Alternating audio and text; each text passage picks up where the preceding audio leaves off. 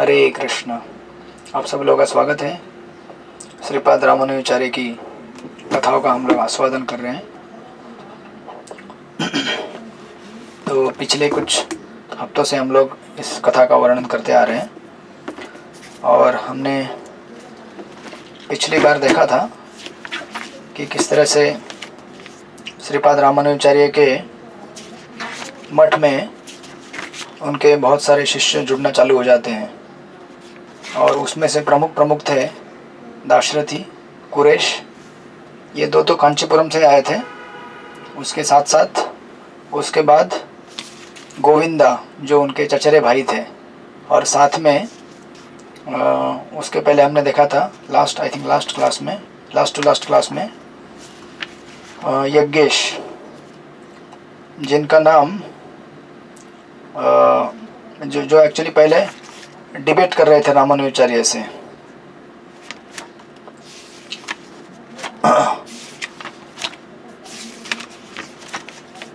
Sorry, Yagnesh नहीं, देवव्रत, यज्ञमूर्ति, जिनसे debate करने के बाद रामानुजाचार्य ने उनको जब हराया तो वो खुद रामानुजाचार्य के शिष्य बन गए। उनका नाम देवव्रत करके कहा गया है और उनका ही नाम रामानुजाचार्य के नाम पर ही रखा गया था। रामानुजाचार्य का नाम वो तमिल में नाम है एम्बर मनर करके, तो उनका AP एम्बर नंबर करके था। तो आपको उनकी कथा आगे आएगी। और उसके पहले हम देख रहे थे कि किस तरह से गोविंदा, उनके बहुत सारे क्वालिटीज़ हमने देखे थे गोविंदा के, कि गोविंदा किस तरह से अपने गुरु के प्रति कितना समर्पित थे। उनके गुरु से जब वो विदा हो गए थे श्री शैलपूर्ण से और रामानुजाचार्य उनको अपने मठ पे लेके गए थे, तो हमने देखा था कि किस तरह से गोविंदा अपने गुरु से विरह महसूस कर रहे थे और फिर उनको वापस रामानुजाचार्य ने भेज दिया था श्री शैलपूर्ण के पास। लेकिन श्री शैलपूर्ण बोले थे कि अभी मैंने आपको रामानुजाचार्य के पास भेज दिया है तो आपके ऊपर मेरा कोई अधिकार नहीं है, आप उनके घर वापस जा सकते हो। तो हम देख रहे थे वो प्रसंग कि किस तरह से रामानुजाचार्य अपना प्रोप्राइटरशिप नहीं दिखा रहे थे किसी के ऊपर, कि किसी को हमने अगर एक बार शिष्य बना लिया तो इसका मतलब ये नहीं कि फिर वो केवल हमारी सेवा करता रहेगा। वो बेसिकली मिशन की सेवा करने के लिए आया है। जैसे हमारे भी काउंसलर रहते हैं या हम भी किसी काउंसलिंग ग्रुप में रहते हैं, तो अगर हमको किसी दूसरे काउंसलिंग ग्रुप से अगर सेवा के लिए बुलाया जाए तो हम ये नहीं बोलना चाहिए कि अरे मैं तो केवल इसी काउंसलिंग ग्रुप का हूँ। नहीं, आप पहले संस्था के हैं, उसके बाद अलग अलग काउंसलिंग ग्रुप के हैं, राइट। ऑफकोर्स हमें काउंसलर से पूछताछ करने के बाद ये सब करना चाहिए, बट द पॉइंट इज़ कि यहाँ पे ये बहुत सुंदर लीला के मार्फत से इतने बड़े बड़े आचार्य हमें दिखा रहे हैं कि जीव जब भगवान की सेवा करने के लिए प्रेरित होता है तो उसको हमें सही मार्ग दिखाना चाहिए। कई बार हम लोग खुद भी गुमराह हो सकते हैं और हमारे साथ जो आने वाले शिष्य हैं उनको भी गुमराह कर सकते हैं। हमारा कर्तव्य है कि हम उनको प्रभुपाद के पास ले चलें और हमारे गुरु महाराज के चरणों में सेवा करने के लिए ले चलें। ये जो मार्ग दिखलाएंगे वही सही गुरु है। तो कभी कभी ऐसा हो सकता है कि हम लोग उनको अपनी सेवा में लगा दें और हम उनसे आसक्त हो जाएं। हम ये सोचें कि ये मेरी सेवा करने के लिए आया है, राइट। तो ऐसा हमें सोच नहीं रखना चाहिए। हमें हमारी सेवा करने के लिए आए हैं, वो सेवा करेंगे, लेकिन अगर हम संस्था की सेवा कर रहे हैं तो हमारे निजी लाभ के लिए नहीं। अगर संस्था की सेवा करने के लिए उनको भी योगदान देना है तो हम अपनी सेवा में लगा सकते हैं, लेकिन इसमें बहुत ही हमें सावधानी रखनी होगी। तो ये सुंदर लीला हमने देखा था। उसके बाद रामानुजाचार्य गोविंदा को फिर अपने पास वापस जब आते हैं तो उनको अपना शिष्य के रूप में स्वीकार करते हैं। और हमने कुछ लीलाएं देखी थी उनके, जैसे गोविंदा एक बार एक प्रोस्टिट्यूट के घर के बाहर खड़े थे और वहाँ पे खड़े रहकर कुछ सुन रहे थे। तो उनके इस घटना का समाचार रामानुजाचार्य के पास जाता है। तो रामानुजाचार्य पूछते हैं उनको, आप ऐसा क्यों कर रहे थे? तो गोविंदा कहते हैं कि मैं उस घर के बाहर इसलिए खड़ा था क्योंकि उस घर से आपके गुणगान मुझे सुनाई दे रहे थे, आपके बारे में लोग चर्चा कर रहे थे, इसलिए मैं वहाँ पे खड़ा था। तो इस तरह से गोविंदा के बहुत सारे सुंदर सुंदर अद्भुत गुण हमने देखे थे इसके पहले भी। एक बार वो एक सांप के मुंह में हाथ डाल रहे थे सांप के मुंह में कांटा फंसा है इसलिए उसको निकालने के लिए आपने देखा होगा। एक बार अपने गुरु के पलंग पे ही सो गए, गुरु के लिए पलंग बना, बिस्तर बना के। तो उनको पूछा गया ऐसा क्यों किया, तो बोले कि देख रहा था मैं इसमें कहीं कोई कीट नहीं है, कोई सुई नहीं लगी हुई है ना। तो इस तरह से ये अद्भुत अद्भुत गुण उन्होंने प्रकट किए थे। तो उसी संदर्भ में आगे बताते हैं कि गोविंदा एक्चुअली पूरी तरह से सेल्फ रियलाइज बन चुके थे, आत्म साक्षात्कारी। और कहते हैं कि गोविंदा उनको रामानुजाचार्य में भगवान दिखते थे। वैसे रामानुजाचार्य तो भगवान है ही खुद, वो अवतार हैं भगवान के, आदिशेष के अवतार हैं, शेषनाग के। बलराम तत्व उनमें है, लक्ष्मण का तत्व है, लेकिन ऑफकोर्स इस लीला में वो अपने आप को एक भगवान के भक्त के रूप में दिखा रहे हैं। और यहाँ पे आप देखेंगे गोविंदा जब उनके साथ सेवा करते थे तो मानो जैसे साक्षात भगवान की सेवा कर रहे हैं, उनको भगवान दिखते थे रामानुजाचार्य में। और कहते हैं कि इसकी वजह से कहते हैं कि this presence of God in Ramanujacharya made him ever feel that there was neither solitude nor darkness. मतलब अगर आप भगवान को हर समय हर जगह देखेंगे तो आपको कहीं भी अंधकार नहीं दिखेगा और अकेलापन नहीं मिलेगा आपको, बराबर ना। अगर आपको हर जगह भगवान दिखेंगे तो आपको कहीं अकेलापन महसूस होगा ही नहीं और अंधकार दिखेगा ही नहीं। तो इस तरह से गोविंदा का भाव बन गया था कि हर जगह मुझे भगवान दिखते हैं। तो एक बार ऐसा हुआ कि इस तरह से वो सेवा कर रहे थे उनके आश्रम में, मठ में, गोविंदा श्रीपद रामानुजाचार्य के। ऐसा सेवा करते करते एक दिन उनकी माँ गोविंदा की वो उस मठ में आती है। जैसे अभी कोई, अगर हम सब लोग मठ में रहते हैं, हमारे आज तो नहीं, शुरुआत के दिनों में आते थे, मतलब मेरे केस में तो इतना नहीं आया, बट कई हमारे ब्रह्मचारी थे उनके केस में ऐसा हुआ है कि उनके माता पिता उनको लेने के लिए आते थे मठ में, इस्कॉन मंदिरों में ब्रह्मचारी बन गए हैं तो यहाँ क्यों रहे हो, वहाँ हमारे घर साथ में चलो, घर बसाओ, घर गृहस्थी करो, नौकरी करो। तो ऑफकोर्स हमें हमेशा अपने कंसल्टेशन से आना चाहिए घर वालों के, बट शुरू में थोड़ा उत्साह रहता है हमारा, तो हम लोग भागते हैं यहाँ से वहाँ, छुप के चोरी छुप के जाते हैं, कहीं किसी आश्रम में रुक जाते हैं शुरुआती दिनों में ये सब चलता रहता है।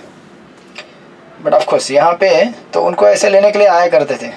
तो अभी यहाँ पे गोविंदा रामानुजाचार्य के मठ में जब सेवा कर रहे थे तो उस समय की बात है कि गोविंदा एक्चुअली मैरिड थे, उनका विवाह हुआ था, उनकी पत्नी भी थी, लेकिन घर पे जाके रहते नहीं थे, अपनी पत्नी को समय नहीं देते थे।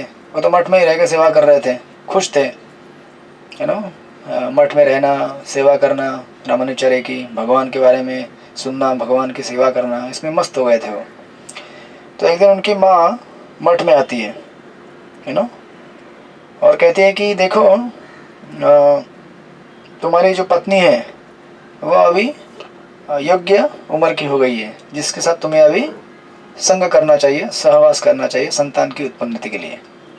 इनडायरेक्टली ऐसा कहती है, कहते कि तुम्हें अभी आना चाहिए और समय बिताना चाहिए अपनी पत्नी के साथ। तो ऐसा जब उनकी माँ गोविंदा को कह रही थी तो उस समय रामानुजाचार्य वहीं कहीं बाजू में थे और सुन रहे थे वो भी कि किस तरह से गोविंदा को लेने के लिए उनकी माँ आई है। तो रामानुजाचार्य कुछ नहीं बोले। तो गोविंदा ने उनकी माँ को उन्होंने कहा, गोविंदा ने, कि मैं तो आ सकता हूँ, आप लेने के लिए आइए, मैं यहाँ से चलूँगा, हो सकता है आप बीवी को लेके आइए, हम यहाँ से चलेंगे, लेकिन ऐसे दिन में आइए जिस दिन यहाँ पे एकांत होगा और अंधेरा होगा। क्योंकि मैंने शुरू में कहा था आपको कि गोविंदा को हर जगह भगवान दिख रहे थे, तो उनको एकांत वाली जगह कहीं दिखती नहीं थी और अंधेरा कहीं दिखता ही नहीं था। अब देखिए, इस जगत के कुछ अपने अपने नियम बने हुए हैं। आपको संतान उत्पत्ति करनी है तो पत्नी के साथ संग करना पड़ेगा आपको, राइट। तो वो तो ऐसे आप घर में जाके रहेंगे, घर परिवार बनाएंगे, रहेंगे, उसके साथ करना होता है। तो लेकिन गोविंदा बोलते हैं कि आप उनको आने दो, मैं उनके साथ संग करूँगा, रहूँगा, लेकिन when there is solitude and darkness, जहाँ अंधेरा होगा और एकांत होगा, तो उनकी माँ बोलती है ठीक है, मैं देखूंगी, ऐसा समय जब आएगा तो मैं आऊँगी आपके पास ज़रूर। तो माँ चली जाती है। फिर बाद में देखती है मौका बीच बीच में कि कब समय मिलेगा ऐसा, जब एकांत में रहेगा गोविंदा, और जब अंधकार, अंधकार इन द सेंस कि ऐसा लगना चाहिए कि ठीक है अभी गोविंदा के पास में उनकी पत्नी को भेज सकती हूँ, लेकिन एक्चुअली ऐसा कोई दिन आता ही नहीं है। आश्रम में तो वो सेवा करते जा रहे हैं, सुबह से लेकर रात तक सेवाएं करते रहते हैं वो।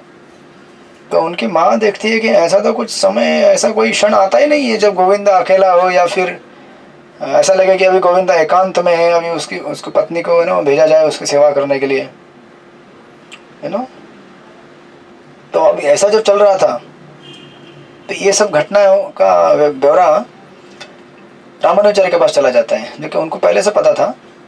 तो रामानुचार्य के पास पता चलता है कि अरे गोविंदा तो घर पे जा ही नहीं रहा है, अपनी पत्नी को समय दे ही नहीं रहा है, अपनी पत्नी के पास जाता ही नहीं है ये। तो रामानुचार्य गोविंदा के पास गए, उनको बुलाया और कहे कि देखो, आपको अपनी माँ का कहना मानना पड़ेगा, आपकी माँ है वो आपको बुलाने के लिए आई है, आपकी पत्नी है, तो ऐसा करो कि कम से कम एक रात जाके पत्नी के साथ बिता के वापस आ जाओ। तो अभी रामानुचार्य ने जब उपदेश दिया है तो अभी मानना पड़ेगा, उनके गुरु थे वो, हर बात को मानते थे, शुरुआत से भी मानते आ रहे हैं, तो मना नहीं करते, बोलते हैं ठीक है मैं जाके मिल लेता हूँ उनको और समय बिता के आ जाऊँगा। तो उनकी माँ आती है और उनको लेके जाती है, और फिर घर में जैसे शादी होती है, तो शादी होने के बाद एक फेस्टिव सीज़न रहता है, घर में फूल भी लगाए जाते हैं और एकांतवास दिया जाता है पति पत्नी को, तो ऐसा माहौल बनाया जाता है। और गोविंदा और उनकी पत्नी दोनों को एक कमरे में छोड़ दिया जाता है, आपको यहाँ पे एक रात बितानी है एक दूसरे के साथ। शादीशुदा थे वो दोनों। तो जैसे गोविंदा अपनी पत्नी के साथ उस कमरे में जाते हैं समय बिताने के लिए, तो तुरंत भागवत से डिस्कोर्स चालू कर देते हैं, भागवत की कथाएं, भगवान कैसे सुंदर हैं, भगवान कैसे इस जगत का तारण करने के लिए आए हैं, अद्भुत अद्भुत भगवान की लीलाएं कहना चालू करते हैं उनकी पत्नी से। उनकी पत्नी चुपचाप सुन रही है और गोविंदा बताते जा रहे हैं। इस तरह से पूरी रात केवल भगवान की कथाएं होती है वहाँ पे। Complete discourses on God, theology and theosophy, how the God is great, what are his riches, उनके अद्भुत अद्भुत लीलाएं क्या है, उनकी भक्ति करने में कितना आनंद है, और उनकी भक्ति कर कर कितने सारे जीव इस जगत से तरे हुए हैं। ऐसे करते करते करते करते रात भर कथा हुई, रात खत्म हो गई। तो फिर दूसरे दिन सुबह जब कमरे से बाहर निकले, तो घर के रिश्तेदार और बाकी जितने भी लोग थे वो आके उनको कॉन्ग्रेचुलेट करने लगे, बोले धन्यवाद, बहुत अच्छा आप लोग निर्णय किया कि आप लोग अभी रुकेंगे, इस तरह से साथ में रहेंगे, घर परिवार बनाएंगे। तो सब लोग खुश थे, लेकिन उनकी माँ को पता चल गया कि रात भर क्या हुआ है वहाँ पे। तो उनकी माँ उनको पास में ला के बोली कि मैंने, लेकिन आपके कमरे से रात भर मुझे कथा सुनने को आ रही थी, एक स्पीच सुनने को आ रहा था, रिलीजियस टॉक, आप दोनों के बीच में केवल कथा ही होती रही रात भर, मैं क्या देख रही हूँ गोविंदा ये सब। ऐसा प्रश्न पूछा माँ ने, तो गोविंदा बोले बहुत सुंदर रिप्लाई दिया उन्होंने, बोले कि when God is in my heart and he is everywhere present and ever watching me, how can I escape from him। बोले जो भगवान मेरे हृदय में है, हर जगह मैं उनको देख रहा हूँ और हर जगह वो मौजूद है, तो मैं उनसे कैसे दूर जा सकता हूँ, संभव नहीं है। और कहने लगे कि जब इस तरह से मुझे हर जगह वो दिखेंगे, मेरे हृदय में हर जगह है भाई नरसिंह, हम बोलते हैं ना भगवान नरसिंह देव अंदर भी है बाहर भी है, हर जगह पे है। इस तरह से जिनकी आंखें दिव्य हो गई हैं भगवान की भक्ति करके, उनको हर समय भगवान दिखते हैं, इस जगत की बुराइयों में भी अच्छाई में भी। बुराई क्या है, वो भी भगवान का एक प्रकार का स्वरूप है, लेकिन वो अच्छा स्वरूप नहीं है, मतलब हमारे लिए प्रिय स्वरूप नहीं है, लेकिन वो भी भगवान का एक स्वरूप है। जहाँ अच्छा होता है वो तो भगवान का स्वरूप है ही है ना। जब प्रभुपाद कलकत्ता में अपने भगवान के लिए पूरियाँ बना रहे थे, कलकत्ता में उन समय में सेकेंड वर्ल्ड वॉर के टाइम में जब बॉम्बिंग हो रहा था कलकत्ता के ऊपर, तो प्रभुपाद अपने डिटीज के लिए पूरी बना रहे थे। बॉम्ब गिर रहे, पता नहीं कौन सा बॉम्ब कब आके घर पे गिरेगा। सब लोग डरे हुए, जैसे अभी यूक्रेन में स्थिति है ना, पूरी तबाही यहाँ से वहाँ, वैसी सिचुएशन हमारे टाइम में वहाँ पे थी। तो प्रभुपाद बोले कि मैं भगवान के लिए पूरी बना रहा हूँ, उस बॉम्ब के रूप में वो आएंगे तो वो भी कृष्ण ही है, सिर्फ क्योंकि वो आके विनाश करेंगे इसलिए लोगों को अच्छा नहीं लगता, लेकिन वो भी कृष्ण ही है। इस जगत की उत्पत्ति, स्थिति और प्रलय ये सब भगवान के हाथ में है। Creation, maintenance, destruction. भगवान गीता में तो बोलते ही हैं, है ना, मृत्यु सर्वहरस्य हम, कि मृत्यु के रूप में मैं अंत में आऊँगा आपके पास। तो जिसने जीवन भर भक्ति को विकास किया है, भक्ति का डेवलपमेंट किया है, वो उसको एकदम हैप्पीली एम्ब्रेस करेगा अंत के क्षण में। चलो मृत्यु आ रही है ना, कोई बात नहीं, आ जाओ। मृत्यु मतलब क्या है, एक भगवान का रूप है, तो उसको भी हमें देखने के लिए तैयार होना पड़ता है। हालांकि हमें प्रिय नहीं लगेगा वो, क्योंकि हमारी इस जगत में आसक्तियाँ हैं, लेकिन एक ना एक दिन हमें उस रूप को भी एम्ब्रेस करना पड़ेगा, राइट। तो इस तरह से जिसने अपनी चक्षु, अपने आंखें, अपना जीवन भगवान को समर्पित करके भगवान की भक्ति में लीन होकर, हम तुकाराम महाराज की कथाओं में देख रहे थे उस दिनों, अभी वापस आषाढ़ी आ रही है 10 तारीख को। अगले संडे को आषाढ़ी एकादशी है, सॉरी यही संडे को आने वाले।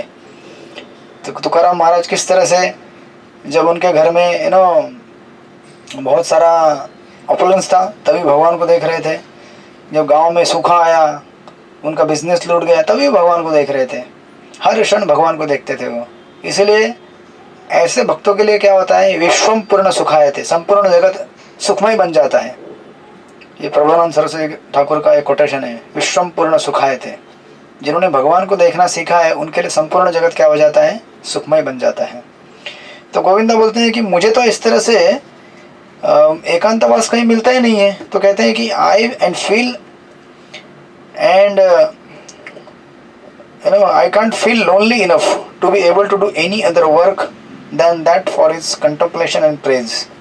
अभी अगर आपको हर जगह भगवान दिखेंगे तो आप किसकी स्तुति करेंगे, किसका पूजा सेवा करेंगे, भगवान का ही करेंगे ना। तो गोविंदा बोलते हैं कि मुझे हर जगह भगवान ही दिखते हैं, हर क्षण हर समय। तो जब मुझे भगवान दिखते हैं तो उनकी स्तुति और उनकी सेवा के अलावा मैं और कुछ कर सकता हूँ क्या? कुछ नहीं कर सकता, आई एम सॉरी।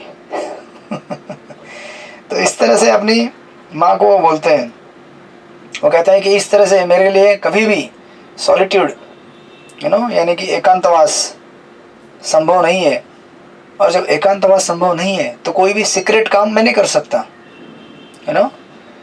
एकांतवास में सीक्रेट काम किए जाते हैं, लेकिन एकांतवास है ही नहीं मेरे जीवन में, तो कोई ऐसा गुह्य कार्य मैं नहीं कर सकता हूँ, कहते हैं कि with no solitude no secret act is possible, with no darkness no dark act is possible, right। तो इस तरह से मैं रात भर भगवान की चर्चा और सेवा ही करता रहा। तो जब उनकी माँ को ऐसा बताते हैं तो माँ तो अचंभित हो जाती है, बोलती है ये तो गया काम से, अभी ये तो खत्म हो गया। ये तो हरे कृष्ण वाला बन गया, अभी इसका आना वापस संभव नहीं है। तो ऑफकोर्स हमें अपने अपने स्थिति को देखकर अपने अपने, आप लोग ये सब इमिटेट मत कीजिएगा, और ना ही हम इसको इमिटेट कर सकते हैं। ये कथाएं इसलिए हैं, ये समझाने के लिए है कि भगवान की भक्ति जिस दिन उस स्तर तक पहुंच जाती है हमारी, तो हम इस जगत के सारे कार्यों से विरक्त हो जाते हैं। क्योंकि इस जगत के जितने भी कार्य, तथाकथित जो कार्य हैं, वो केवल हमारे इंद्रियों को तुष्ट करने के लिए हैं, और इंद्रियों को तुष्ट करने में हम कभी सफल नहीं हो पाएंगे, ना ही कभी हुए थे। इंद्रियों की तुष्टि वहाँ तक ही करनी चाहिए जहाँ तक हमारा मेंटेनेंस हो, जीवस्य तत्व जिज्ञासा, भागवत के प्रथम स्कंद में कहा गया है कि हमारा जीवन का प्रमुख लक्ष्य है तत्व जिज्ञासा करना जीवन के बारे में, और फिर उसके लिए ये शरीर हमें मेंटेन करना पड़ता है। तो जो भी ज़रूरी है, चाहे चाहे कोई शादी करके घर गृहस्थी में रहेगा, कोई आश्रम में ब्रह्मचारी रहेगा, तो हम भी यहाँ पे प्रसाद तो लेते हैं ना 3 टाइम। हम भी शयन करते हैं, सोते हैं, नहाते हैं। तो शरीर के लिए जो भी आवश्यक है अपने अपने आश्रम के अनुसार वो हमें करना चाहिए। बट देन हमारा एक्चुअल गोल है धीरे धीरे प्रोग्रेस करके उस स्टेज पे आना जिस दिन हमें हर समय भगवान का ही काम दिखेगा, क्योंकि अल्टीमेटली उन्हीं का हमें काम करना है, उन्हीं के लिए सेवा करना है। हम सबको मिलकर, हमारे जितने भी हमारे साथ लोग जुड़े हुए हैं, किसी घर में परिवार है, बाल बच्चे हैं, पति पत्नी है, हम लोग आश्रम में रहते हैं, हमारे साथ हमारे बाकी सब मित्र जुड़े हुए हैं, हम सबको एक साथ मिलकर भगवान की सेवा करनी है। ग्रेजुअली उस स्टेज पे पहुंचना है जिस स्टेज पे आज गोविंदा है। तो फिर इस तरह से इन दोनों के बीच में जो डायलॉग होता है वो डायलॉग को रामानुचार्य के पास भेजा जाता है कि देखो ऐसा ऐसा हुआ है। गोविंदा की माँ ने तो उनको घर पे लेके गए, लेकिन ये सब घटनाएं हुई। तो गोविंदा की माँ के उनके साथ जो ये सब सुनकर रामानुचार्य समझ जाते हैं कि ये अलग ही सब्सटेंस का व्यक्ति है, ये गृहस्थ आश्रम में नहीं टिक पाएगा। तो इसको क्या करना चाहिए, समझाना चाहिए कि अभी आपको क्या करना है। तो रामानुचार्य गोविंदा को बुलाते हैं, कहते हैं कि एक्चुअली आप उस आश्रम के लिए फिट नहीं हो, लेकिन शास्त्रों के अनुसार ये वर्णन दिया गया है कि आपको किसी न किसी एक आश्रम में रहना पड़ता है, चाहे वो गृहस्थ आश्रम हो या संन्यास आश्रम हो या ब्रह्मचारी आश्रम, किसी एक आश्रम में रहना पड़ेगा। तो कहते हैं कि देखो आप तो उसके लिए फिट नहीं हो, तो आप क्या करो, संन्यास ले लो। बस अभी गोविंदा को क्या था, वही सुनना था रामानुचार्य के मुख से कि मुझे संन्यास दिला दो। तो खुशी खुशी वो संन्यास ले लेते हैं। और उनकी माँ भी, अभी रामानुचार्य वहाँ पे इतने बड़े आचार्य हैं, गुरु हैं, ये उनकी सहसम्मति से सब कुछ होता है। तो फिर गोविंदा संन्यास ले लेते हैं और उनको नाम दिया जाता है एम्बर मुनर। ये रामानुचार्य का नाम है एक्चुअली, तो अपना ही नाम उनको दे देते हैं रामानुचार्य। लेकिन गोविंदा बोलते कि नहीं, आपका नाम नहीं ले सकता मैं। तो बोलते हैं कि मुझे ऐसा नाम दो कि जो बतलाएगा कि मैं रामानुचार्य की छाया हूँ। तो फिर उनको दूसरा नाम देते हैं एम्बर। एम्बर यानी कि शैडो ऑफ एम्बर नंबर, यानी कि रामानुचार्य की छाया। इस तरह से ये गोविंदा के बारे में कुछ प्रसंग बताए गए हैं जो उनके संन्यास लीला तक लेके आते हैं और उनको फाइनली संन्यास मिल जाता है। और संन्यास लेकर इस तरह से वो रामानुचार्य की सेवा में पुनः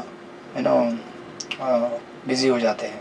तो ऐसे कुछ अद्भुत गुण हैं गोविंदा के।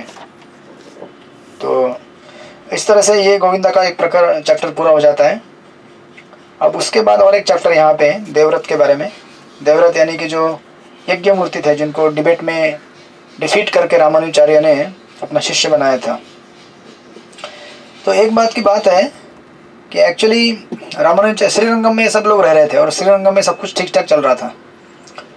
रामानुचार्य, उनके जो 4 शिष्य थे, ये प्रमुख 4 शिष्य, ऐसे तो बहुत सारे शिष्य हैं, दाशरथी, कुरेश, गोविंदा और देवव्रत, ये अपने अपना सेवा में लगे हुए थे, अच्छी तरह से रह रहे थे आनंद में रामानुचार्य के संग में। और ये जो देवव्रत थे यज्ञ मूर्ति, जिन्होंने रामानुचार्य से दीक्षा ग्रहण किया था, वो एक्चुअली अब जैसे देखिए यहाँ पे अगर हमारा राधा गोविंद मंदिर है तो महाराज यहाँ पे रहते हैं, राइट। जो महाराज का मेन हेडक्वार्टर माना जाता है यहाँ पे, जब बॉम्बे में आते हैं तो यहाँ से अगर समझो पकड़ लीजिए बाबुलनाथ टेम्पल जो यहाँ पे है, तो ऐसे डिस्टेंस पे ये यज्ञ मूर्ति रहते थे देवव्रत, अलग कॉटेज में। और एक्चुअली उनका नाम क्या था, रामानुचार्य का नाम था एम्बर मुनर, और इनका नाम था एपी एम्बर मुनर, उनके नाम पे ही दिया गया था। तो एक दिन ऐसा होता है कि कुछ श्री वैष्णव इस जगह को विजिट करने के लिए आते हैं श्रीरंगम को दूसरे जगह से। तो ये लोग जब श्रीरंगम में आते हैं तो श्रीरंगम में आकर पूछते हैं कि एक्चुअली रामानुचार्य का आश्रम किस तरफ है, हम वहाँ जाना चाहते हैं। तो जो सड़क में जो लोग मिलते हैं वो बोलते हैं कि कौन से रामानुचार्य, एपी एम्बर नंबर या फिर एम्बर नंबर। तो ये लोग बोलते कौन से, मतलब क्या है यार, एक ही तो रामानुचार्य है। बोलते नहीं, यहाँ पे उनके और एक शिष्य हैं, उनका भी नाम उनके नाम से जुड़ा हुआ है। तो फिर वो बोलते हैं नहीं, वो रामानुचार्य उधर रहते हैं श्रीरंगम मठ में, आप उधर जाइए। तो उनको रास्ता दिखाते हैं और वो चले जाते हैं श्री वैष्णव। लेकिन ये खबर रामानुचार्य यज्ञ मूर्ति के कानों में पड़ जाती है, देवव्रत के कानों में। और वो पूछते हैं, उनको समझ में नहीं आता कि अरे ऐसा कन्फ्यूजन कैसे हो गया कि दो दो रामानुजाचार्य कैसे हैं श्रीरंगम में। तो उनको बड़ी ग्लानि होती है।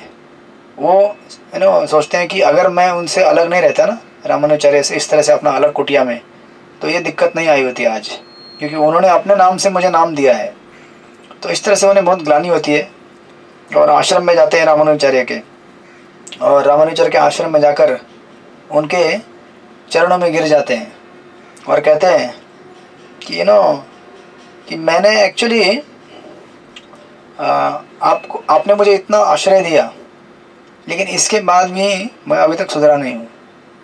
मुझे क्या करना चाहिए था, आपके साथ मठ में रहना चाहिए था यहाँ पे, लेकिन मैं अलग से एक मठ में रह रहा हूँ। इसकी वजह से कन्फ्यूजन क्रिएट हो गया कि एक अलग रामानुजाचार्य भी है, जैसे कि मानो मैं आपके लिए कॉम्पिटिटर हूँ। तो एक्चुअली जो हृदय से शुद्ध हुए होते हैं और जिनको ईर्ष्या कम होती है, ऐसे लोग तुरंत समझ जाते हैं कि हमारी वजह से कुछ तकलीफ या दिक्कत हो रही है हमारे। नहीं तो कभी देखिए कैसा क्या होता है कि कभी कभी शिष्य भी गुरु का ईर्ष्या करना चालू करते हैं बेवजह। जिस गुरु ने जिस शिष्य को स्थान दिया और उनको अपना आश्रम में आशीर्वाद दिया, घर दिया रहने के लिए, वही शिष्य कभी कभी सोचते हैं कि मैं गुरु से बड़ा बन जाऊंगा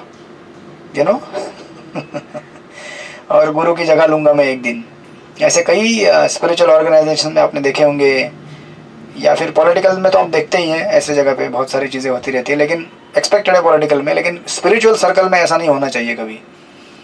तो ये इस बात को यहाँ पे हिंट दे रहे हैं देवव्रत इस कथा और लीला के माध्यम से, कि जिन्होंने हमें आश्रय दिया है, जिनके हम चरणों में रहकर सीखे हैं, हम उनको सुप्रसिद्ध नहीं कर सकते कभी। वो हमारे लिए आचार्य हैं। अदरवाइज आपने सुना होगा, प्रभुपाद एक स्टोरी बताते हैं पुनर्मुषिक भव करके। एक बार एक चूहा एक साधु के पास जाता है और बोलता है कि मुझे ना ये कुत्ता बहुत परेशान करता है सॉरी बिल्ली बहुत परेशान करती है, तो मुझे तकलीफ है बहुत। तो साधु बोलते ठीक है, तुमको कुत्ता बना देता हूँ। कुत्ता बन जाता है तो कुत्ता बन जाता है वो। लेकिन उसके बाद बोलता है कि मुझे ना बाकी जो बड़े बड़े पशु है वो तकलीफ़ दे रहे हैं, तो बहुत तकलीफ़ हो रही है। तो साधु बोलता है ठीक है, तुम्हें मैं और थोड़ा बड़ा बनाता हूँ। ऐसे करते करते उनको शेर बना देता है लास्ट में। तो शेर फिर साधु की तरफ देखता है और बोलता है, साधु महाराज अभी मैं आपको भोजन बनाऊंगा क्योंकि अभी मैं शेर बन गया हूँ। तो साधु को बड़ा गुस्सा आता है, बोलते हैं ठीक है, अच्छा ऐसी बात है क्या। फिर जल लेते हैं, छिड़क देते हैं, बोलते हैं पुनर्मुषिक भव, वापस चूहा बन जाओ। फिर वापस चूहा बन जाते हैं वो यानी कि कहने का तात्पर्य ये है, प्रभुपाद स्टोरी कहा करते थे उन दिनों में, अपनी संस्था का जब एक्सपांशन कर रहे थे। कहने का अर्थ ये है कि हम जब किसी के आश्रम में पलते हैं बढ़ते हैं और हमें थोड़ा सा सेवा करने की वजह से कुछ प्योरिटी आता है। देखिए, हम जब भी भगवान का सेवा करते हैं तो हम भगवान के संपर्क में आने की वजह से, भगवान के नाम के संपर्क में आने की वजह से उनके जैसे अट्रैक्टिव होना चालू करते हैं। हमारे अंदर उनके जैसे गुण आना चालू होते हैं, हम लोगों को प्रभावित करते हैं, लोगों को अट्रैक्ट करते हैं। तो हमें लगता है कि मैं भी अभी क्या बन गया हूँ, बहुत बड़ा गुरु बन गया हूँ, मैं भगवान के जैसा बन गया हूँ, तो ऐसा हमें गर्व हो सकता है। और प्रभुपाद कहा करते थे कि ऐसा जब हमें गर्व होता है तो हम निश्चित है कि वापस क्या हो जाएंगे, पुनर्मुषिक भव, वापस हम चूहा बन जाएंगे। क्योंकि हम लोग जो भाड़े का जो रहता है ना, सब भाड़े पे लिया है हमने। हमारा जितना भी भक्ति है, जितना भी शक्ति है, सब भाड़े पे मिल रहा है भगवान से, भगवान के भक्तों से। उसके ऊपर हमें कभी अहंकार नहीं करना चाहिए। जितना हम नम्र रहेंगे और नम्र रहकर सेवा करेंगे, उतना हम कंटिन्यूसली भक्ति को आगे बढ़ा सकते हैं। हरे कृष्ण कृष्ण कृष्ण हरे हरे, हरे राम राम राम हरे हरे। तो इस तरह से ये कथा बताया करते थे प्रभुपाद। और उसी चीज़ को यहाँ पे पॉइंट को हाईलाइट कर रहे हैं यहाँ पे यज्ञमूर्ति, कि ऐसा लग रहा है कि मैं मानो कॉम्पिटिटर बन गया हूँ रामानुजाचार्य का, उनके ही आश्रम में मठ के बाहर रहकर। तो मुझे ये नहीं करना है। तो फिर जाते हैं रामानुजाचार्य के पास, उनके चरणों में गिरते हैं, उनसे माफ़ी मांगते हैं, कहते हैं कि मैं अलग इस तरह से अलग नहीं रहता तो फिर आज ये घटना नहीं हुई होती। मुझे इससे बहुत शर्मिंदगी हो रही है, मुझे वापस आपके ही मठ में रहना है, आपके साथ रहना है। तो इस तरह से यज्ञमूर्ति यानी कि देवव्रत उनके साथ रहना चालू करते हैं। श्रीपाद रामानुजाचार्य उनको एक सुंदर सेवा देते हैं। उनको एक्चुअली एक बुक रामानुजाचार्य ने लिखा हुआ है नित्यम करके, जिसमें डेली डिटी वर्शिप के बारे में बताया गया है कि किस तरह से भगवान के अर्चा पूजा विग्रह की सेवा करनी चाहिए। और इस पुस्तक को वो रामानुजाचार्य देवव्रत को देते हैं और उनको भगवान के डेली सेवा में, जो मठ में सेवा होता था भगवान का, उसका इंचार्ज बना देते हैं। कहते हैं कि आप यहाँ पे रहकर रंगनाथ की जो डेली सेवा होती है उस सेवा को कीजिए। इस तरह से यज्ञमूर्ति यानी कि देवव्रत वहाँ पे रहकर फिर नित्यम भगवान के सेवा में इस तरह से बिजी हो गए और रामानुजाचार्य के मुख से निरंतर सुंदर सुंदर फिलोसॉफिकल डिस्कोर्सेस, भगवान की कथाएं सुनकर तृप्त होने लगे। और उन्होंने बाद में कहते हैं कि देवव्रत इन्होंने 2 छोटे छोटे बुक्स लिखे हैं, कहते हैं ज्ञान सार और प्रमेय सार। ज्ञान सार यानी कि जिसमें विशेष सब्जेक्ट मैटर दिया है कि the true disciple, the teacher himself is God for the true disciple, यानी कि जो असली शिष्य है उसके लिए भगवान उसके गुरु ही होते हैं। ये पहला उन्होंने एक बुक लिखा ज्ञान सार, और दूसरा प्रमेय सार। प्रमेय सार यानी कि that service at his feet are the crowning joy of the soul, यानी कि गुरु के चरणों में जो सेवा करते हैं वो सबसे बड़ा आनंद है। इस तरह से वो 2 बुक लिखते हैं और रामानुजाचार्य के मठ में रहकर सेवा करना चालू करते हैं देवव्रत।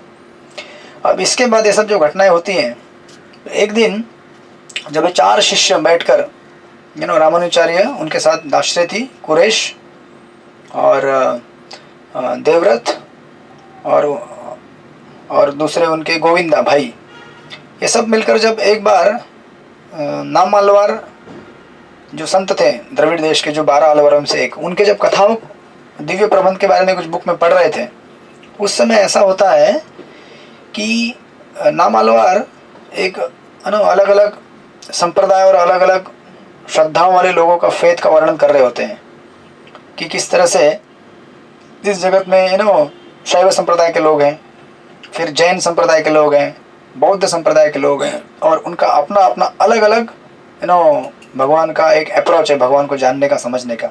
इसके ऊपर चर्चा चल रही होती है। उसी समय इन चारों में चर्चा होती है कि ये जितने भी सिद्धांत दिए गए हैं इन भगवान के बारे में, ये एक्चुअली सही सिद्धांत नहीं है। जैसे बौद्ध सिद्धांत कहता है कि इस जगत में क्या है, इच्छा हमारे दुख का कारण है, राइट। तो इच्छा को ख़त्म कर दो, सब कुछ ठीक हो जाएगा, जो कि वास्तविक फिलोसॉफी नहीं हो। तो बुद्ध भगवान ने उस समय काल के अनुसार एक पर्टिकुलर ऑडियंस के लिए दिया था। उसके बाद जो निर्विशेषवादी हैं शैव संप्रदाय के, उनका भी फिलोसॉफी करेक्ट नहीं है। जैनिज़्म, उनका भी फिलोसॉफी कुछ एक लेवल तक है। तो इस तरह से उन चारों में चर्चा चलती है कि एक्चुअली सही सिद्धांत जो है वेदांत का, यानी कि वेदांत सूत्र यानी कि वेदों का, उसको सही से नहीं समझाया गया है। उसको समझाने के लिए हमें क्या करना पड़ेगा, एक बुक लिखना पड़ेगा, एक कमेंट्री लिखनी पड़ेगी, और जिसका टाइटल एक्चुअली बाद में जाके आएगा श्री भाष्य, जो श्रीपाद रामानुजाचार्य ने बाद में उसको लिखा। तो जब इनकी ऐसी चर्चा चलती रहती है तो इस तरह से वो एक कंक्लूजन पे आते हैं कि यस, हमें क्या करना चाहिए।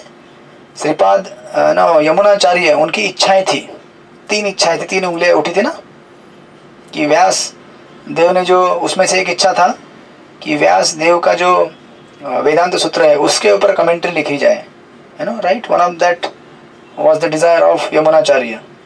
तो उस इच्छा को पूरा करते हुए श्रीपाद रामानुजाचार्य निर्णय लेते हैं कि हमें अभी वेदांत सूत्र के ऊपर एक टीका लिखनी है और उसका नाम होगा श्री भाष्य।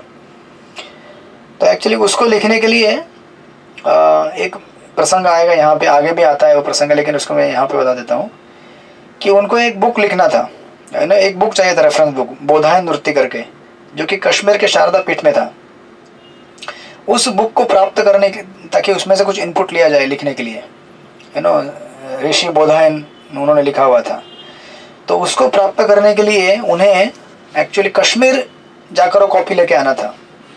तो ऑफ कोर्स कुछ कमेंटेटर कहते हैं कि वो बाद में हुआ, लेकिन कुछ कमेंटेटर कहते हैं कि पहले उन्होंने श्री भाष्य लेकर बाद में वो बुक लेके आए। लेकिन हम उसको यहाँ पे एक साथ जोड़ के एक कथा को यहाँ पे ज्वाइन करते हैं।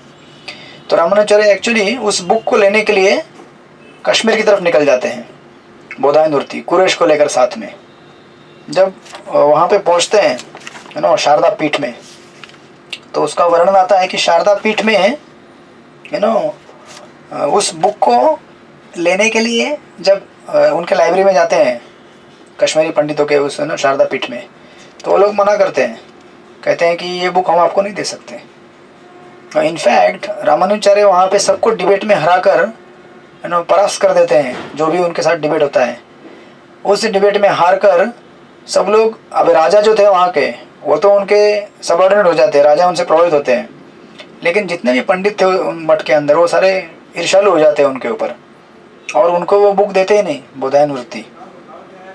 लेकिन कुरैश इतने स्मार्ट थे, इतने समझदार थे वो कि जब ये दोनों एक्चुअली अलग अलग कमेंटेटर्स में अलग अलग कमेंट्री आती है, बट एक कमेंट्री ऐसी है कि रामानुजाचार्य सरस्वती शारदा उनका बहुत सारा तप करते हैं और उनसे प्रसन्न होकर देवी प्रकट होती है और उनको वो बोधायन वृत्ति देती है। रामानुजाचार्य को पूछते हैं कि आपको क्या चाहिए। रामानुजाचार्य कहते हैं कि मुझे श्री भाष्य के ऊपर कमेंट लिखनी है, वेदांत सूत्र के ऊपर, तो मुझे एक बुक चाहिए। तो माँ सरस्वती उनसे प्रसन्न होकर उनको एक बुक देती है और कहती है कि तुम यहाँ से तुरंत निकल जाओ, यहाँ पे बहुत खतरा है, यहाँ पे तुमको ये लोग जान से भी मार सकते हैं। तो रामानुजाचार्य उस बुक को लेकर कुरैश के साथ निकल जाते हैं दक्षिण की तरफ, कश्मीर से। कुछ समय बाद वो मंदिर के जो पंडित है वो बोलते हैं कि अरे वेदांत बोधायन वृत्ति बुक है कहाँ पे, लाइब्रेरी में तो दिख नहीं रहा है कहीं पे भी। उनको पता चलता है कि अरे ये तो रामानुजाचार्य लेके भाग गया। तो उनके पीछे ये लोग सैनिक भेजते हैं उधर से, कश्मीर से। और कुछ समय बाद, अब रामानुजाचार्य तो दो ही थे, एक कुरैश और रामानुजाचार्य दोनों ही थे, वो आगे चलते चलते चलते एक जगह पे पहुंच जाते हैं। वो वहाँ तक ये उनको कैप्चर कर लेते हैं सैनिक उनके आकर, और उनसे वो बुक छीन के वापस लेके जाते हैं। तो रामानुजाचार्य बहुत दुखी होते हैं, कहते हैं कि अरे इतने मेहनत से हमने ये बुक प्राप्त किया था, अब ये बुक चला गया, अभी कैसे करेंगे।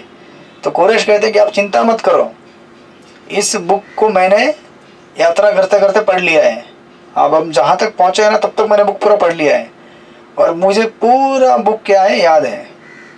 और जब हम कमेंट्री लिखने के लिए बैठेंगे आप हमारे मठ में जाने के बाद, जिस समय आपको किसी भी पैसेज की ज़रूरत पड़ेगी आप मुझे याद कीजिए, बोलिएगा, मैं तुरंत उस बुक को रिकॉल करूँगा। इतना कैपेसिटी था कुरैश का कि रास्ते में चलते चलते पूरा बुक पढ़ लिया और पूरा उसको मेमोराइज कर लिया। तो इस तरह से ये एडवेंचरस ट्रैवल है उनका, डिटेल में वर्णित है। जब आते हैं श्रीरंगम में वापस मठ में, और रामानुजाचार्य और कुरैश को अपना असिस्टेंट बनाते हैं रामानुजाचार्य, और कहते हैं कि चलो अभी हम लोग क्या करेंगे, वेदांत सूत्र के ऊपर ये बुक लिखना चालू करेंगे, कमेंट्री लिखना चालू करेंगे। लेकिन कमेंट्री लिखने के पहले रामानुजाचार्य कहते हैं कि एक शर्त है, जब भी मैं कुछ बोलूँगा, जैसे महाभारत में व्यासदेव ने गणेश जी को लिखने के लिए बोला था, और गणेश जी का कंडीशन था कि मेरा पेन निरंतर चलता रहेगा, मैं रुकूंगा नहीं, बिल्कुल कंटिन्यूस चलता रहना चाहिए, इसी कंडीशन में मैं लिखना चालू कर सकता हूँ, उसी तरह से यहाँ पे कुरैश और रामानुजाचार्य इनके बीच में कंडीशन रहता है। रामानुजाचार्य कुरैश को कहते हैं कि आप जब भी लिखते जाएंगे, लिखते लिखते अगर समझो मैंने कुछ कहा और आपको वो समझ में नहीं आया या फिर वो शास्त्र सम्मत नहीं लगा, तो आप मुझे रोक देना, उसके आगे आप लिखना ही मत। तो ये कंडीशन पे दोनों लिखने के लिए बैठ जाते हैं। रामानुजाचार्य बोलते जा रहे हैं, कुरैश लिखते जा रहे हैं वेदांत सूत्र के ऊपर कमेंट्री। तो लिखते लिखते एक ऐसा पैसेज आ जाता है, उस पैसेज में कहते हैं रामानुजाचार्य आत्मा का एक व्याख्या देते हैं। कहते हैं कि आत्मा मतलब क्या, कहते हैं कि आत्मा, definition of the soul, atma as that which is conscious और that which has cognition alone as its distinguishing attribute. कहते हैं कि आत्मा मतलब जिसके अंदर चेतना है, उसे आत्मा कहते हैं। बस इतना जब कुरैश सुनते हैं, इतना सुनते ही कुरैश वहाँ पे रुक जाते हैं, तुरंत आगे बढ़ते नहीं। तो रामानुजाचार्य पूछ रहे हैं उसको कि अब कुरैश जब ये लिखना छोड़ देते तो वो अपने मन में सोच रहे हैं कि अरे ऐसा कैसे हो सकता है, आत्मा का व्याख्या ऐसे हो ही नहीं सकता कि जिसके अंदर केवल चेतना है, ये आत्मा का बराबर व्याख्या नहीं है। तो कुरैश अपने मन के अंदर ही कॉन्टेम्पलेट कर रहे हैं आत्मा का सही व्याख्या क्या है, उसका विवरण यहाँ पे दिए गए शॉर्ट में। कहते हैं कि कुरैश सोचते हैं कि ऐसा नहीं हो सकता कि आत्मा मतलब केवल एक सजीव, एक जीव जिसके अंदर चेतना है, यू नो। ये तो ऐसा हो जाएगा जैसे यू नो सूरज, यहाँ पे 2-3 उदाहरण दिए हैं। जैसे किसी भी चीज़ का एक क्वालिटी होता है, राइट, एक गुण होता है, यू नो। जैसे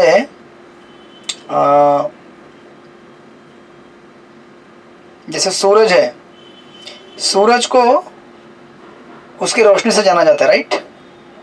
जैसे सूरज है, सूरज की जो रोशनी है उससे सूरज को जाना जाता है। जैसे फूल रहता है, फ्लावर, उसको उसके सुगंध से जाना जाता है, उसके कलर से जाना जाता है। बिना किसी सुगंध के फूल फूल नहीं कहा जा सकता, राइट। और बिना किसी प्रकाश के सूरज को सूरज नहीं कहा जा सकता।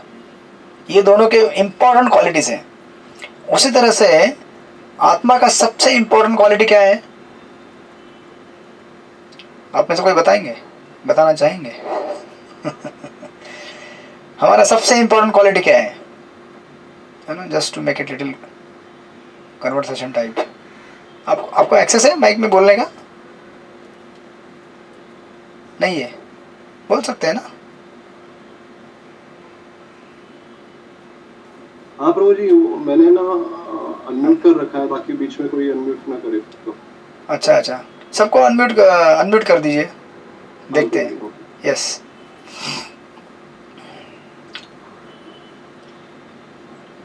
अभी प्रभु जी कृष्ण का नित्य दास है। हाँ, कहाँ से उत्तर है? अरुण यादव प्रभु, ओके।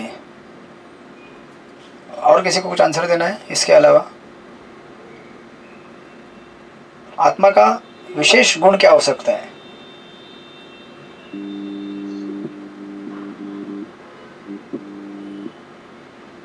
हाँ, यस, बोलिए माता जी।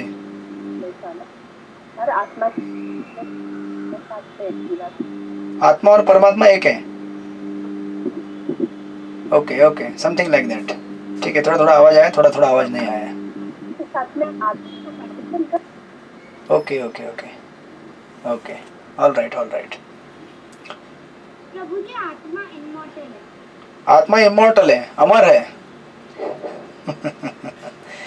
यस यस यस, आत्मा इमॉर्टल है। यस, और किसी को कुछ? सच्चिदानंद है, ओके। सत, चित और आनंद। सत मतलब इटर्नल, चित मतलब कॉन्शियस, चेतनामय, और आनंद मतलब आनंद वाला। परमात्मा विभु है। परमात्मा भगवान के भगवान में जो गुण है वो थोड़े मात्रा में हमारे में है। Yes, okay, correct, thank you. और किसी को कुछ ऐड करना है? Okay, nice. तो देखिए, आत्मा का सबसे विशेष गुण क्या होना चाहिए? ये तो आपने बताया, कुछ किसी ने बताया सच्चिदानंद होना चाहिए, है ना, कुछ भगवान के गुण उसके अंदर होने चाहिए, या फिर और एक डेफिनेशन यहाँ पे दिया, जीवेर स्वरूप है कृष्ण नित्य दास, जो कि चैतन्य चरित्र में दिया गया है कि भगवान का नित्य दास है। अब भगवान का नित्य दास है, इसका अर्थ ये होता है कि एक्चुअली आत्मा का एग्जिस्टेंस परमात्मा के एग्जिस्टेंस के अलावा है ही नहीं। जैसे पुत्र का अस्तित्व पिता की वजह से है, बराबर ना? जब पिता ही नहीं है तो फिर पुत्र कैसे आएगा? पुत्र इंडिपेंडेंट नहीं है। Son is not independent of the father. उसका अस्तित्व अपने पिता के अस्तित्व के ऊपर निर्भर है। समझ में आ रहा है आप लोगों को? जैसे फूल का सुगंध होता है, सुगंध अपने आप नहीं ऐसे हवा में कहीं आ जाता, किसी फूल में होता है तभी वहां से निकलता है, राइट। यानी कि फूल का सुगंध फूल के ऊपर निर्भर है, या फिर सूरज की रोशनी सूरज के होने के ऊपर निर्भर है। जो सूरज रहेगा तभी तो रोशनी दिखेगी ना, तभी तो रोशनी निर्मित होगी ना। उसी प्रकार यहाँ पे कुरैश कहना चाहते हैं कि भगवान के अस्तित्व की वजह से ही हमारा अस्तित्व है। That is the main definition. केवल ये कहना आत्मा की व्याख्या कि आत्मा चेतनमय है, यू नो, आत्मा सजीव है या फिर चेतनमय है या फिर सच्चिदानंद है, या फिर, ठीक है, क्लोज टू आंसर दिया आपने कि भगवान का नित्य दास है। यानी कि ये उसको आइडेंटिफाई कराता है कि बिना उस आइडेंटिटी के उसका अस्तित्व है ही नहीं। यानी कि जब तक हम भगवान के दास बन के रहेंगे, भगवान के सेवक बन के रहेंगे, तब तक हम एज ए आत्मा प्रॉपरली सिचुएटेड है, एग्जिस्टेड है, अदरवाइज उसका डिपेंडेंस यूजलेस है, बिना किसी प्रॉपर सब्सटेंस के, यानी कि भगवान के। तो इस तरह से कुरैशी डेफिनेशन सोच रहे हैं कि एक्चुअली आपने केवल व्याख्या दिया रामानुजाचार्य ने कि आत्मा मतलब जो केवल चेतन में, लेकिन इतना ही व्याख्या नहीं है उसका, ये तो गलत है। इतना बोलना मतलब उसके लिए कम है बहुत। ये असली व्याख्या होना चाहिए कि वो भगवान के ऊपर निर्भर है, बिना भगवान के उसका अस्तित्व है ही नहीं। It's completely dependent on God's existence. तो इस तरह से रामानुजाचार्य कुरैश सोचते हैं, कहते हैं कि वेयर वॉज द ब्यूटी और utility in loading such a separated soul, a souls orphaned of God with any number of attributes such as consciousness और ब्लिस। जैसे प्रभुपाद कई बार कहा करते हैं ना कि एक्चुअली क्या है इस जगत में आप अगर कितने भी जीरो गिने, 0 0 0 0 0 0, तो उसकी कोई वैल्यू नहीं है जब तक उसके सामने कोई डिजिट ना हो। है ना। आपके पास समझो एक चेक लेके आया कोई, उस चेक में बहुत सारे शून्य लिखे हुए हैं, कुछ वैल्यू है क्या उसका? लेकिन जैसे ही उन जीरो के राइट साइड लेफ्ट साइड में आप 1 लिख देते हैं या 2 जैसे जितना नंबर लिखते जाएंगे उतना उसका वैल्यू बढ़ता जाएगा। लेकिन 5 जीरो मतलब 5 लाख नहीं होता है, उसके पहले 1 लगना चाहिए, तभी उसका क्या हो जाएगा, 1 लाख हो जाएगा। तो इस तरह से हमारे अंदर जितने भी अच्छे गुण हो, कुछ भी हो, बिना भगवान के भक्ति के या फिर बिना भगवान के सेवा के, बिना भगवान को माने, ये सारे हमारे क्वालिटीज़ क्या हैं, यूजलेस हैं, ज़ीरो हैं। ये हमको इस जगत से तारने में बिल्कुल भी सहायक नहीं है। भवसागर से पार होने के लिए हमें भगवान की भक्ति चाहिए। केवल तथाकथित ज्ञान, तथाकथित वैराग्य और तथाकथित जितना भी हमारे जो भौतिक गुण हैं वो सारे यूजलेस हैं हमको भगवान की इस दुर्जय माया से पार लेके जाने के लिए। तो इसलिए ये कुरैश सोच रहे हैं। फिर रामानुजाचार्य सोचते हैं कि क्यों नहीं लिख रहे ये, तो उसको बीच में रोक देते, टोक देते, कहते कि यार तुम लिख नहीं रहे हो ना, तो तुम खुद लिखो, तुमको बहुत कमेंट्री लिखना है ना, तुम खुद लिखो, मैं कुछ आगे बताऊंगा नहीं, तुम ही लिखो वेदांत सूत्र के ऊपर कमेंट्री। थोड़ा गुस्सा हो जाते हैं। फिर थोड़ा सोचते हैं कि ये ऐसा क्यों हुआ, क्योंकि मैंने ही खुद कहा था इसको कि जब भी कोई शास्त्र सम्मत बात नहीं होगी तो आपको क्या करना चाहिए, रुकना चाहिए। तो सोचते हैं अरे हाँ, मैंने तो गलत डेफिनेशन दिया है, मैंने आत्मा को जो व्याख्या दिया है वो सही व्याख्या नहीं दिया है। आत्मा का व्याख्या सही क्या होना चाहिए, वो भगवान के ऊपर आश्रित है, भगवान का दास है, और बिना भगवान के सेवा के और बिना भगवान के आश्रय के उसका अस्तित्व है ही नहीं। जिस प्रकार फूल का सुगंध जो आता है वो बिना फूल के अस्तित्व में होता ही नहीं है, उसी प्रकार ये सही व्याख्या होगी। इस तरह से उन दोनों में वापस फिर पैचअप होता है। हाँ चलो ठीक है, और फिर दोनों उस कमेंट्री को आगे बढ़ाते हैं। और फिर ऑफकोर्स ये कमेंट्री जब पूरी होती है तो उसको नाम देते हैं श्री भाष्य, है ना। और उसके साथ और 2-3 बुक के नाम लिखे हुए हैं जिनको रामानुजाचार्य ने लिखा हुआ है। वेदांत दीप, वेदांत सार, वेदांत संग्रह और भगवत गीता भाष्य, ऐसे उनके बहुत सारे बुक्स हैं। तो इस तरह से रामानुजाचार्य अपने इन कमेंट्रीज को कंपोज करते हैं, लिखते हैं अच्छी तरह से। और एक क्योंकि देखिए किसी भी अगर स्पिरिचुअल ऑर्गेनाइजेशन को अगर आपको सॉलिडली एस्टेब्लिश करना है तो आपके पास ग्रंथ होने चाहिए सिद्धांतिक। उन ग्रंथों के बेस के ऊपर ही आप अपना प्रचार आगे बढ़ा सकते हैं। इसलिए देखिए प्रभुपाद ने भी इस्कॉन में सबसे पहले जब शुरुआत की तो बुक्स लिखे, उन पुस्तक के ऊपर ही आज हमारा मूवमेंट खड़ा है, मूवमेंट आगे चल रहा है। Books are the basis. अगर ग्रंथ ही नहीं रहेंगे तो हमारा सिद्धांत ही नहीं है कि क्या है हमारा जीवन, कैसे आगे बढ़ाएंगे, भक्ति कैसे करना है, ये हमें पता ही नहीं चलेगा। इसलिए ग्रंथ बेसिस है। तो इस तरह से रामानुजाचार्य अपने इन ग्रंथों को एस्टेब्लिश करते, कंपाइल करते हैं, और इन्हीं ग्रंथों के माध्यम से अभी वो आगे क्या करेंगे, अपना प्रीचिंग टूर चालू करेंगे, प्रीचिंग ट्रैवल चालू करेंगे, जो कि हम अभी आने वाले अगले सेशन में देखेंगे किस तरह से रामानुजाचार्य पूरा भारत भ्रमण करते हैं। उनकी 1-2 यात्राएं होती है पूरे, और जहाँ जहाँ जाते वहाँ जो भी अपोनेंट है अलग अलग विशेष संप्रदाय के और या फिर दूसरे अपसंप्रदाय के, उनको परास्त करके वहाँ पे वो अपना मठ एस्टेब्लिश करते हैं। जैसे भक्तिसिद्धांत श्री ठाकुर जी ने भारत में 64 गौड़ीय मठ बनाए थे, उस तरह से रामानुजाचार्य भी अपना ट्रैवल करेंगे और अलग अलग जगह ट्रैवल कर कर अपना मठ बनाएंगे, और श्री संप्रदाय के इस विशिष्ट अद्वैतवाद जो कहते हैं, यानी कि बेसिकली वैष्णव संप्रदाय, इसका प्रचार प्रसार करेंगे और आगे बढ़ाएंगे, जो कि हम आगे देखते हैं आने वाले सेशंस में। हरे कृष्णा। श्रीपाद रामानुजाचार्य की जय। श्रील प्रभुपाद की जय। वांछा कल्पतरुभ्यश्च कृपा सिंधुभ्येव च पतितानां पावनेभ्यो वैष्णवेभ्यो नमो नमः। अनंत कोटि वैष्णव वृंद की जय। हरे कृष्णा। तो फिर मिलेंगे अगले सेशन में। हरे कृष्णा। Thank you Guruji. हरे कृष्ण। हरे कृष्ण।